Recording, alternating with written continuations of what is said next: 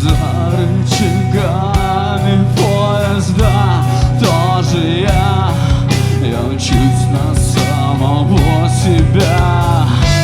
Наша жизнь и наша разлука оказались этим черным беспощадным паровозом, которым мы наехали на все человечество.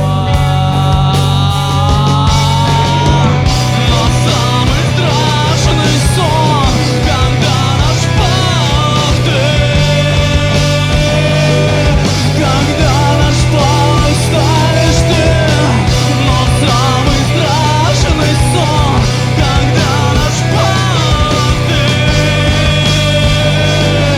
когда наш полох ставишь ты.